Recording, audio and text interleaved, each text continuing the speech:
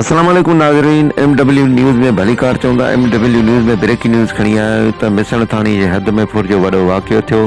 कोट अब्दुल्ला मंगरियो जे वापारी अब्दुल गफूर मंगरियो जे घर में टे नामालूम फोरू भितरपी दाख़िल थिया।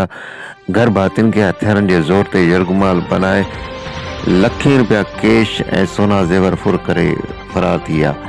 वापारी अहिड़ो इतला पंहिंजी बिरादरी खे ॾियण खां पोइ मिसण पुलिस खे ॾिनो। बिरादरी समेत आसपास जा ॻोठाणा वापारी गॾु थी ऐं मिसण पुलिस में पहुती। मिसण पुलिस वापारी खां सॼी मालूमात वरिती, तफ़सीलात वरिता ऐं जांच शुरू करे छॾी। ॿिए तरफ़ इलाइक़े जे मशहूरु पेरिन खे बि घुरायो वियो, जिन पेरिन पेरा खयां जेके रोड ताईं अची गुम थी विया। वरी उनखां पोइ तमामु सलाह मशवरनि खां पोइ पुलिस ऐं चङनि मुड़ुसनि जी सलाह मशवरे खां कुतनि खे घुरायो वियो। खोजी कुतनि जे ज़रिए वरी पेरा खयां विया। जॾहिं खोजी कुतनि जे ज़रिए पेरा खयां विया त खोजी कुता पेर खंदे खंदे ॻोठ जे भरिसां ख़ासकेलनि जे घरनि में दाख़िल थी विया। अहिड़ी सूरत खां पोइ मिसण पुलिस शक जे बुनियाद ते उन ॻोठ मां ख़ासकेली बिरादरी जो हिकु माण्हू खंभे खणी वई आहे, जंहिंजी जांच हलंदड़ आहे।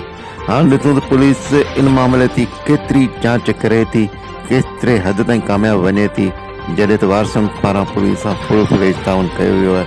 हिन ब्रेकिंग न्यूज़ गॾु हाणे असांखे इजाज़त ॾींदा। हिन जहिड़ी खोड़ ब्रेकिंग ॾिसण लाइ असांजे चैनल खे